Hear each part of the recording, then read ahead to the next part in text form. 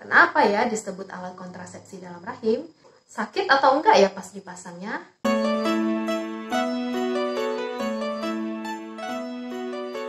Jangan lupa like dan subscribe-nya.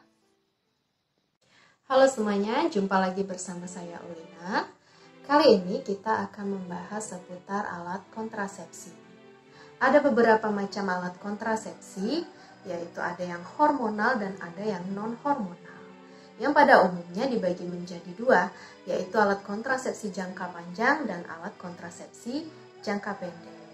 Kali ini kita akan membahas salah satu bentuk dari alat kontrasepsi jangka panjang, yaitu IUD atau yang biasa kita kenal spiral atau juga yang dinamakan alat kontrasepsi dalam rahim. Nah, kenapa ya disebut alat kontrasepsi dalam rahim? Karena memang alat kontrasepsi ini dipasangkannya di dalam rahim. Lalu bagaimana bentuknya? Lalu bagaimana cara pemasangannya? Ada efek sampingnya nggak ya? Lalu sakit atau enggak ya pas dipasangnya? Untuk tahu hal berikutnya, kita simak terus video ini ya. Nah, ini adalah bentuk dari KB IUD. Jadi para ibu-ibu yang akan dipasangkan alat kontrasepsi IUD akan mendapatkan satu paket seperti ini ya, Bu. Yang perlu diperhatikan yaitu kemasannya dalam keadaan steril, belum dibuka. Lalu masa expire-nya juga perlu diperhatikan. Nah, isinya seperti ini. Ini adalah alat kontrasepsinya yang berisi tembaga. Lalu ada inserternya dan ada pendorongnya. Ini adalah IUD dari BKKBN yang jangka penggunaannya itu sampai dengan 8 tahun. Ya, bentuknya seperti T ya, makanya dinamakan IUD kooperatif. Untuk cara pemasangan KB IUD, pasien akan terlebih dahulu diminta dalam posisi litotomi. Lalu selanjutnya, pasien akan diberikan duk steril untuk mencegah bakteri masuk ke dalam. Setelah itu, petugas kesehatan atau bidan akan menggunakan alat perlindungan diri, lalu membersihkan bagian vulva agar terhindar dari bakteri-bakteri ya. Setelah itu akan dimasukkan sebuah alat untuk mencari posisi mulut rahimnya, yaitu spekulum atau cocor bebek. Setelah itu akan dimasukkan sebuah alat untuk mengukur panjang uterus kita, yang dinamakan sonde uterus. Seperti ini bentuknya, Bun. Nah, gunanya apa? Setelah diketahui panjang uterus, maka akan disamakan dengan tabung inserter tadi. Nah, ini dicocokkan ya. Untuk informasi bagi para ibu yang akan memasang IUD, yaitu syaratnya yang bisa dipasang IUD yaitu bila panjang uterusnya di atas 6 cm. Nah, langsung saja ya kita bagaimana ilustrasinya. Berikut ini adalah ilustrasi pemasangan KB IUD-nya ya, Bun. Sebelumnya petugas medis akan menggunakan APD atau sarung tangan steril. Namun di video ini saya tidak menggunakan sarung tangan steril ya, karena saya hanya mengilustrasikannya. Petugas medis akan melakukan vulva hygiene atau membersihkan bagian vulva. Setelah itu akan dipasangkan spekulum, lalu diukur menggunakan sonde uterus untuk mendapatkan hasil panjang uterus kita. Lalu selanjutnya petugas medis akan membuka alat KB-nya.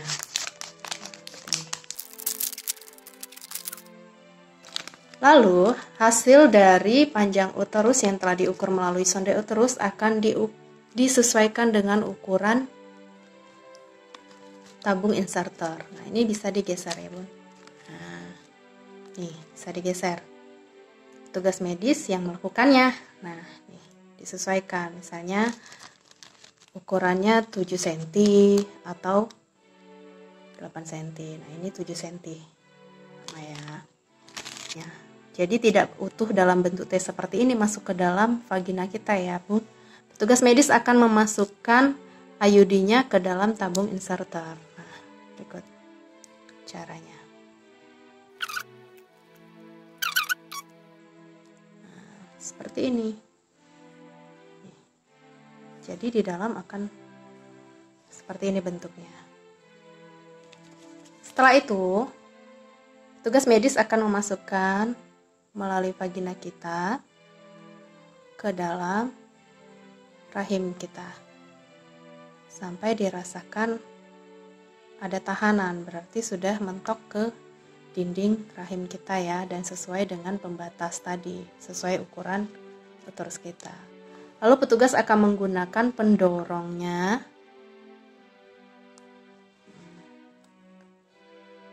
lalu akan didorong untuk melepaskan IUD-nya sambil tabung inserternya ditarik keluar. Jadi didorong sekaligus ditarik seperti ini. Nah, tuh terlepas seperti itu ya, Bu. Ditarik sambil ditarik keluar. Ya. Ini nanti bakal tersisa benangnya seperti ini. Tapi tenang saja, ini benangnya tidak sepanjang ini dibiarkan di dalam vagina kita. Setelah itu petugas akan memotong 2-4 cm. Seperti itu dipotong ya. Apa gunanya benang ini tadi? Benang ini berfungsi untuk sebagai alat monitor KB kita. Apakah KB-nya masih di dalam posisi yang benar atau tidak. Jadi, jika benangnya terasa lebih panjang keluar, berarti posisi IUD-nya dalam rahim kemungkinan besar bergeser. Atau jika tidak terabal lagi benang IUD-nya, kemungkinan besar IUD-nya telah terlepas atau keluar. Gitu ya. Jadi, gunanya sisa benang yang ada tadi. Nah, gunanya lagi, saat akan pelepasan IUD, benang ini yang akan ditarik untuk mengeluarkan IUD. Seperti itu ya. Nah, seperti itu. Nah, itu tadi adalah ilustrasi pemakaian KB IUD. Selanjutnya, saya akan menjelaskan beberapa kelebihan dan kekurangan dari KB IUD.